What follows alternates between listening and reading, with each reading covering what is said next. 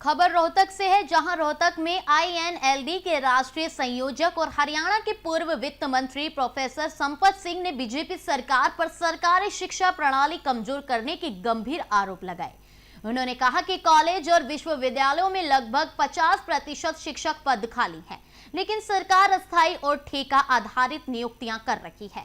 संपत सिंह ने यह भी कहा कि वर्ष 2004 में हरियाणा में 66 कॉलेज और 5 सरकारी यूनिवर्सिटी थी, जबकि अब ये संख्या बढ़कर 186 कॉलेज और 23 विश्वविद्यालय हो चुकी है। कैसे ये यूनिवर्सिटी बढ़ाई गई जो आपका पैसा ही नहीं है देने के लिए, आप पैसा तो दो। देखिए, करप्शन एक अलग चीज है, लेकिन आपके पास पैसा नहीं है और आप बजट बढ़ा के आप बना रहे हो और सरकार उसका पैसा दे नहीं रही है। जैसे मैंने एग्जाम्पलों के लिए बताता हूँ आपको। अमित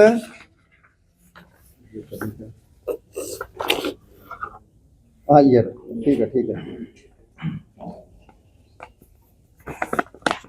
अब मैंने जैसे बताया आपको कि 269 करोड़ का डेफिसिट आएगा। क्यों आएगा? इन्होंने बजट में डेफिसिट डाला था 59 करोड़, लेकिन दिखाया क्या गया है? 24-25 में सरकारी ग्रांट और मैं कहूँगा परपेचुअल लोन, क्योंकि वो 6202 हेड से मिलता है। 6202 हेड से मिलेगा, वो लोन है। मेरा एक फाइनेंस का एक्सपीरियंस है कि हेड देखता हूं मैं कौन सा लोन हेड है। और 223 करोड़ मांगे थे यूनिवर्सिटी ने बजट में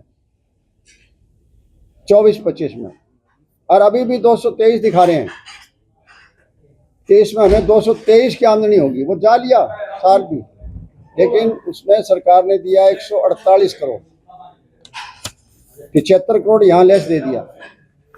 और 25-26 जो करंट साल चल रहा है, इसमें बजट में यूनिवर्सिटी ने दिखाया 300 करोड़। हर बार फालतू दिखाते हैं, सरकार 300 करोड़ देगी। और बजट जो पास हुआ था हरियाणा असेंबली का, उसमें आप देखेंगे तो वो केवल था 165 करोड़। 75 करोड़ 2024-25 में कम हो गया और 135 करोड़ 2025-26 में कम हो गया। ये अगर इसमें जोड़ेंगे हम 59 में, ये 269 करोड़ हो जाएगा, जिसकी रिसीट ही 300 कुछ हो, और वो इतना बड़ा हैवी डेफिसिट। इसलिए मैं कहता हूं कि सरकार का जो